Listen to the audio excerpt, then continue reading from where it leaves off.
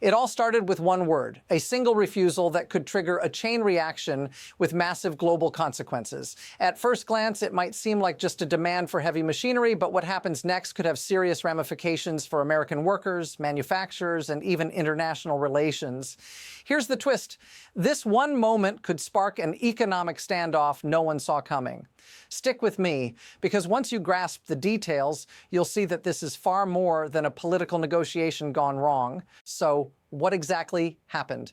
The story begins with a demand for critical, heavy machinery, stuff you need for massive construction, extraction, and transport projects. Trump's request was simple: fast-track delivery and override existing supply priorities. But the response, a single word: no. That's it. One word. But why did this rejection spark such an intense reaction? And why is this moment so crucial right now? Here's the thing. This isn't just about machinery. It's about global leverage, control over supply chains, and a power struggle that no one expected to play out in public. So what's at stake? Could this be the trigger that sets off a global economic crisis? Here's the thing. This isn't just about a missed shipment or a trade dispute. It's about something bigger. When Trump made that demand, it was about power. His request wasn't some minor negotiation. It was an attempt to control the global machinery market. That's where things got tricky. The refusal came from a key partner, Canada, a country that supplies 22% of U.S. heavy industrial imports. But here's the shocker. This wasn't just a diplomatic no. It was a calculated move. With U.S. industries already struggling from trade tensions, Canada knew they had leverage, and they weren't about to give it up. That one word turned into a political and economic standoff that's now rippling through the entire supply chain, and it's already having real-world consequences. And this is where it escalates. What started as a machinery delay quickly morphed into a global power struggle. Think about it. The U.S. is already in a vulnerable position. Aluminum prices have skyrocketed 40% since just June 2026. The country's aluminum reserves have plummeted, falling by 60% in the last year alone. Construction firms across the U.S. are now facing project delays, cost overruns, and a complete breakdown in the supply chain. But this isn't just about money. It's about what happens when a system that's been integrated for decades suddenly fractures. The U.S. was supposed to become more self-reliant with Trump's tariffs, but instead, industries are caught in a bind, scrambling for resources while the global supply chain slips out of control. And Canada, they're sitting on the other side, holding the cards, playing their hand strategically. Now let's talk about the real kicker. Canada's refusal wasn't just a diplomatic snub, it was a power play. The stakes were higher than anyone realized. Trump's tariffs on aluminum were supposed to push U.S. manufacturers toward local production. But in reality, they've had the opposite effect, pushing Canadian suppliers away. These suppliers are now prioritizing European markets because the U.S. tariffs don't leave them with a profit margin. This isn't just a missed opportunity, it's a crisis in the making. As a result, U.S. aluminum inventories are in free fall, and prices are climbing to levels that make future projects unsustainable. Here's what changes everything. Canada, by holding firm, isn't just withholding machinery, they're sending a clear message. Leverage isn't just about what you demand, it's about what you control.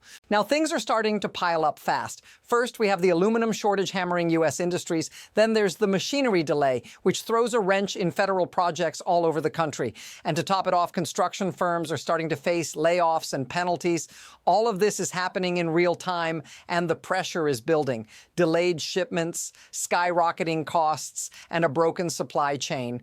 If this keeps going, the consequences won't just be economic, they'll be personal. For construction workers in Ohio, for small businesses in Arizona, for families dealing with inflated costs on everything from homes to cars. This is a slow-motion disaster, and if it continues, we're looking at a serious breakdown. So what's next? But let's take a step back and think about how this affects everyday people. Your neighbors, your coworkers, maybe even you. Imagine a small business owner in Texas locked into a contract that suddenly becomes impossible to fulfill because aluminum prices have surged. The margins vanish. Workers face layoffs. Families feel the crunch as construction delays skyrocket. And it's not just one or two projects, it's thousands of them nationwide. What happens next is a ripple effect, spreading from the factory floors to boardrooms to the homes of everyday Americans. And here's where it hits hardest. You, the consumer, feel the fallout. Increased costs, delayed products, and the growing uncertainty about when things will get back on track. If this feels familiar, say so in the comments. Let's pull back the curtain for a moment. This isn't just about aluminum or machinery. This is about the system that allows all of this to happen. You see, when Trump implemented those tariffs, the goal was to create leverage for American industries, but that strategy backfired. The system doesn't bend just because you demand it. There are built-in constraints, things like labor shortages, rising energy costs, and the unbreakable ties that bind countries together through trade agreements. And here's the unsettling part. When those constraints push back, they don't just hurt the countries involved, they hurt the global order. Canada saw an opportunity to assert their own leverage, and they took it. This is how the system works and why it's so fragile. The real question is, can the U.S. recalibrate its position before this spirals even further? Now let's look ahead. There are two possible outcomes here, and both carry major consequences. On one hand, if the pressure continues to mount, Trump might be forced to back down, accept less favorable terms, and reduce those tariffs. That could bring some stability back, but at a cost to U.S. leverage. On the other hand, if Canada stands firm and U.S. industries continue to suffer, this could be the beginning of a larger breakdown in North American trade relations.